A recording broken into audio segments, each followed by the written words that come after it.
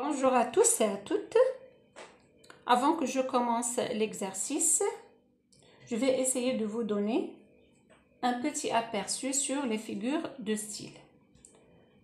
Alors, pour les figures de style, c'est une manière ou c'est une façon pour l'auteur d'exprimer une idée ou un sentiment.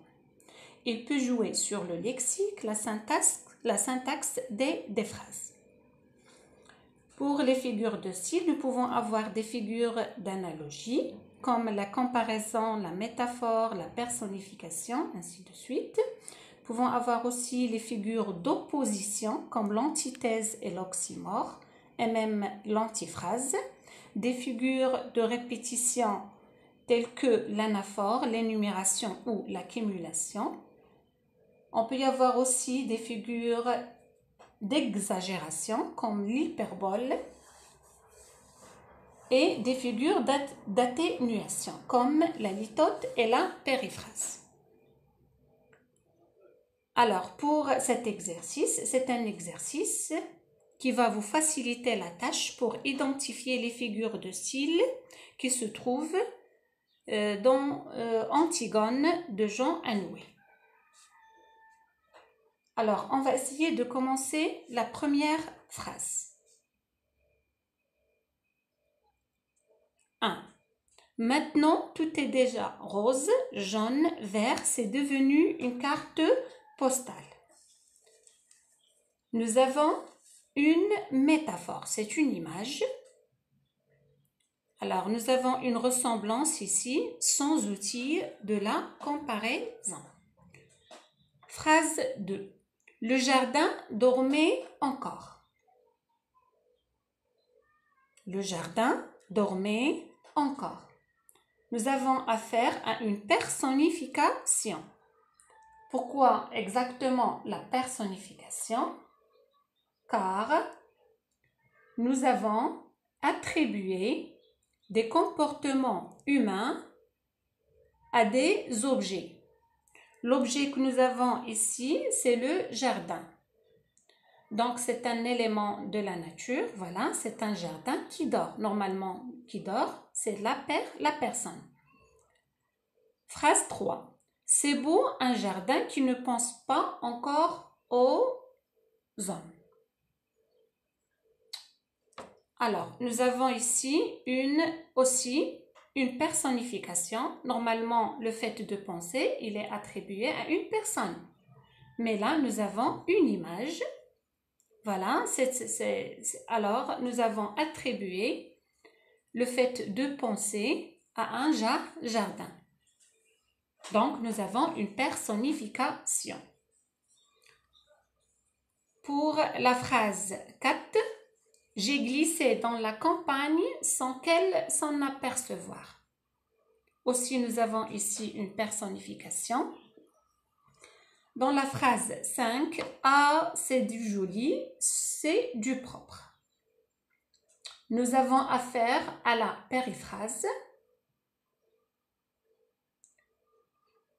plutôt à l'antiphrase. C'est ça, à l'antiphrase. Ah, c'est du joli, c'est du propre. Là, nous avons une idée à dire le contraire, c'est-à-dire dire le contraire de ce qu'on pense. Là, c'est une figure pour marquer l'ironie de la personne. Alors, ah, c'est du joli, c'est du propre. Donc, c'est une antiphrase. 6. Allons, ma vieille bonne pomme rouge. Là, c'est une métaphore. Nous avons une image et nous n'avons pas l'outil de comparaison. 7. Il y aura les gardes avec le regard de bœuf. Nous avons une métaphore, les gardes qui ont un regard de bœuf. Donc, nous avons fait une comparaison, mais une comparaison sans outil de comparaison.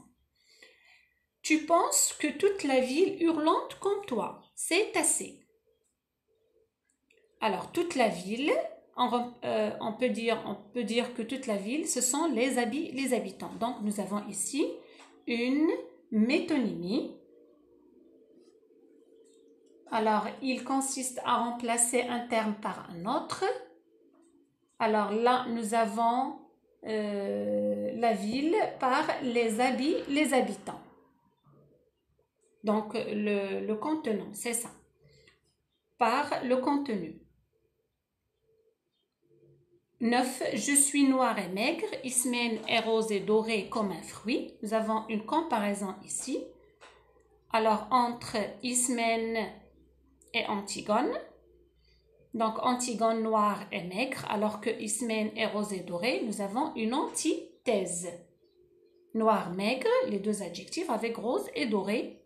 Et nous avons aussi affaire à une comparaison. Donc, avec l'outil de comparaison comme 10.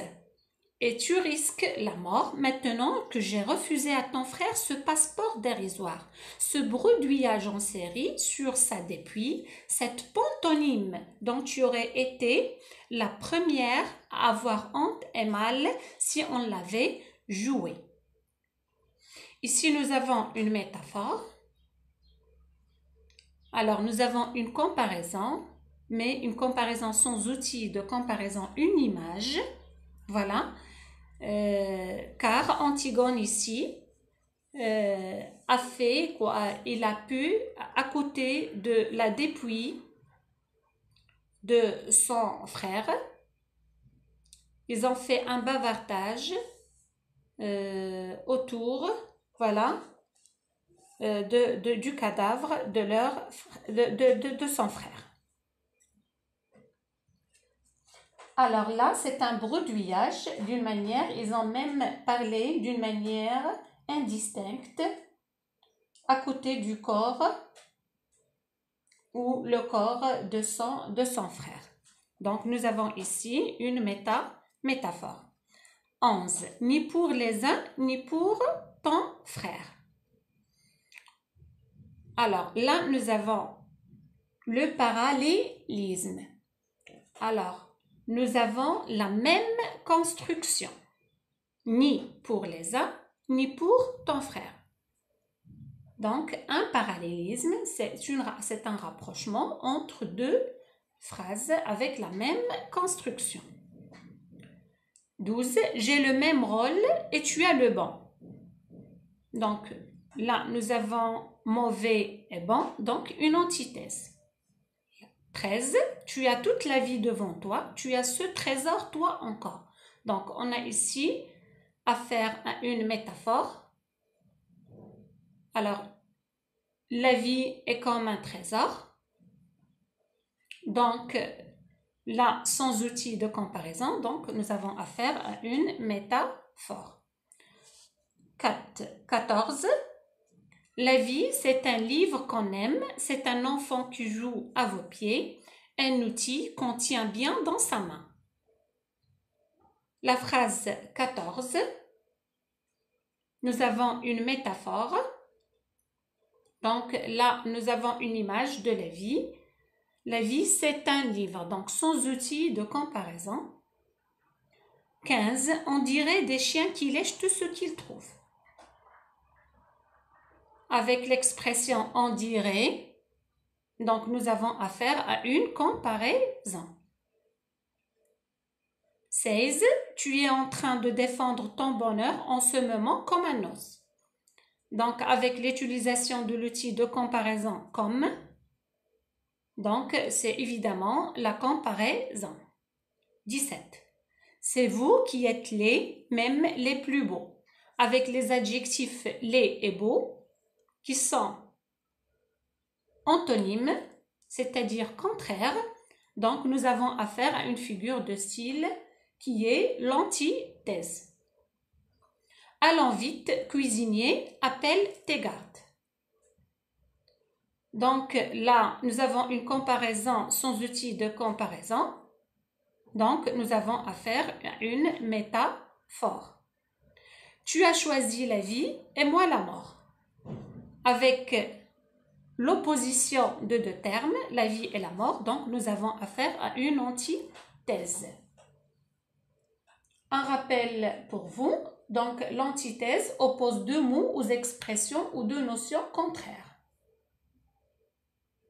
Alors, exemple, dans Antigone de Sophocle, qu'est-ce qu'il a dit? Tu as choisi de vivre, moi de mourir. Avec le mot vivre et mourir, nous avons ici deux mots de sens contraire, vivre et mourir. C'est un passage où Antigone s'adresse à sa sœur Ismène.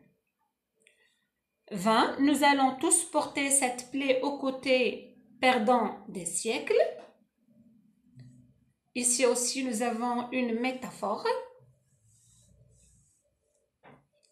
21. Oublie-la aimant, oublie-la mon petit. Avec la répétition au début de chaque proposition, oublie-la, oublie-la, nous avons ici affaire à une anaphore, répétition du même mot au début. Donc, oublie-la, oublie-la. 22. Touteb sait ce qu'elle a fait. Là, on parle d'une métonymie. Là, on parle Thèbes, donc les habitants du Thèbes. C'est clair? Antigone ne veut plus vivre. Antigone nous a déjà quittés tous. Là, nous avons l'euphémisme. Alors, pour cette figure de style, il adoucit une réalité qui est très dure, qui est très brutale, pour ne pas dire qu'elle est morte. Elle nous a quittés tous. Donc, la figure est l'euphémisme. 24.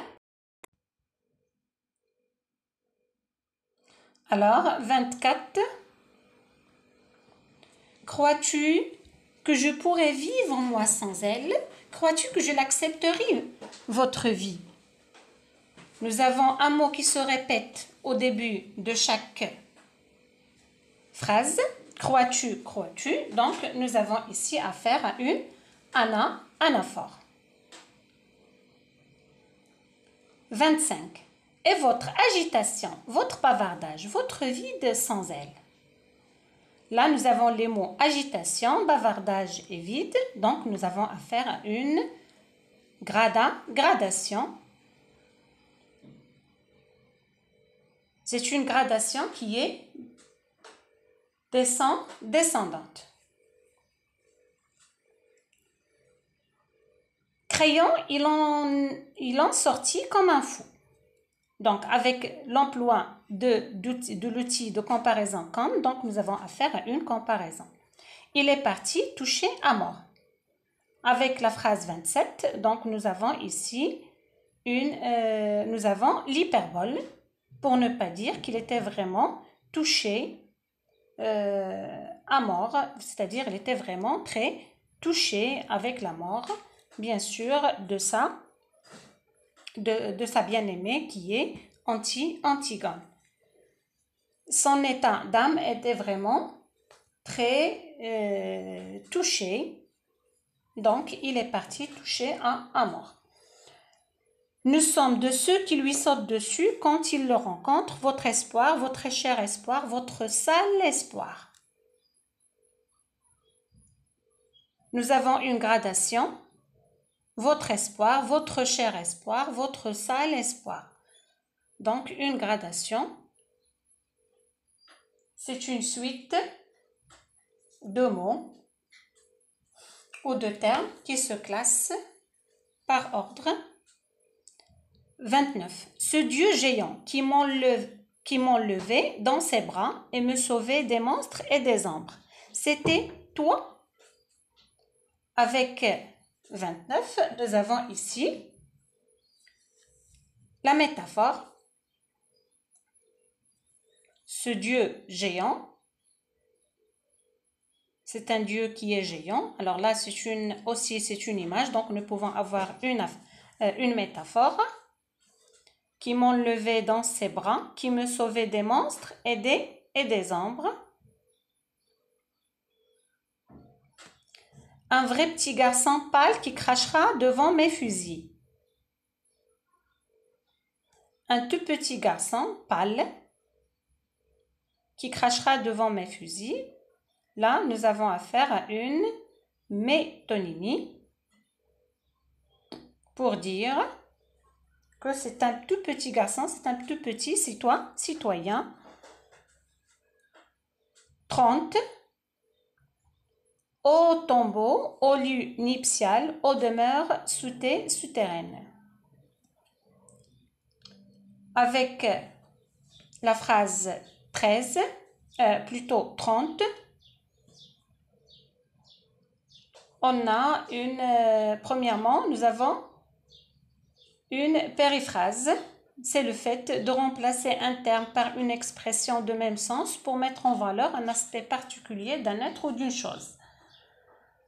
Alors, on a ici changé le mot le tombeau avec le lit nuptial, avec la demeure souterraine. On a remplacé les termes avec la même expression et le même sens. Le mot tombeau avec le lit nuptial et avec la demeure souterraine. Là, on parlait de cette paix-là après la mort. Il faut pourtant qu'il en ait né qui mène la barque. Là, dans cette partie-là de la phrase, on parlait de la barque quand ici, Crayon, là, qu'est-ce qu'il faisait? Là, il a dit, voilà, qu'il faut vraiment, qu'il doit sauver la situation politique et sociale à Thèbes, qui est devenue une situation qui est désastreuse. Alors, il la compare à une barque qui chavire en pleine tempête. Et il faudra quelqu'un qui peut mener la barque.